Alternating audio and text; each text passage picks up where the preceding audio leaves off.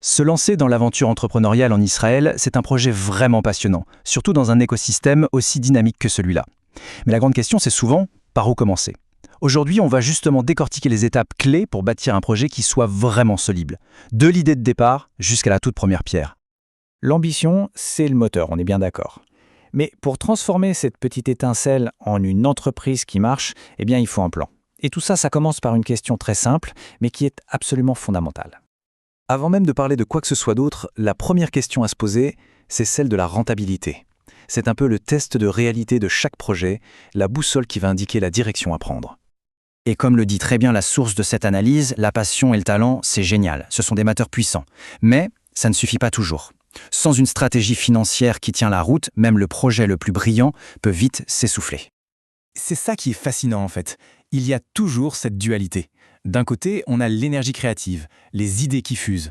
Et de l'autre, les chiffres, bien concrets, les coûts de départ, le moment où l'entreprise commence enfin à gagner de l'argent.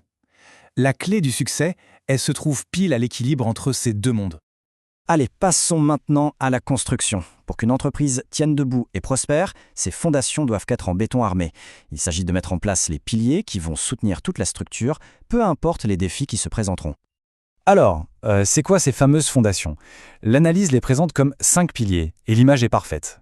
Chacun est vraiment indispensable pour supporter le poids de l'entreprise.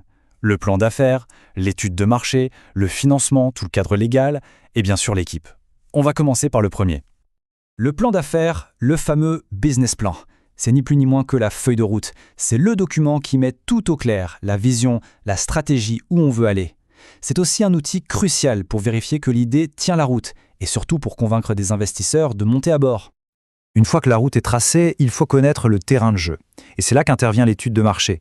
Qui sont les concurrents, quelles sont les opportunités à saisir et quels sont les risques à anticiper. Sans cette analyse, on avance un peu à l'aveugle. On en arrive au carburant du projet, l'argent, le financement. Il faut savoir très précisément de combien on a besoin pour démarrer et pour tenir le coup au début, puis identifier où on peut trouver ces fonds. Sans ça, même la plus belle des fusées reste au sol. Et cette slide, elle résume parfaitement la démarche. D'un côté, on fait la liste de tout ce qui demande un investissement, et de l'autre, on explore toutes les options pour trouver l'argent. C'est un exercice de mise en relation qui est juste fondamental. On aborde maintenant un pilier qui peut paraître un peu moins sexy, mais qui est un vrai bouclier, tout le cadre juridique et administratif. S'occuper de la paperasse et des formalités dès le début, c'est tout simplement se protéger de problèmes qui pourraient coûter très très cher plus tard. Et enfin, pour faire tourner toute cette machine, il y a le cœur du réacteur, le pilier humain, l'équipe. Une entreprise, c'est d'abord des personnes. Réussir à monter une équipe compétente, motivée, qui s'entend bien, c'est sans doute le meilleur accélérateur de réussite qui soit.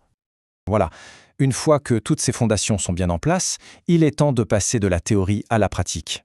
C'est le moment où le projet prend enfin vie, où il sort du papier pour entrer dans le monde réel.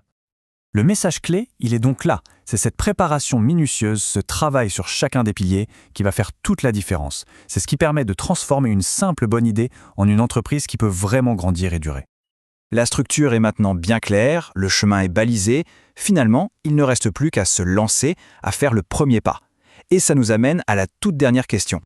Si on garde cette image de la construction, la question finale, c'est donc celle-ci. Par quoi on commence?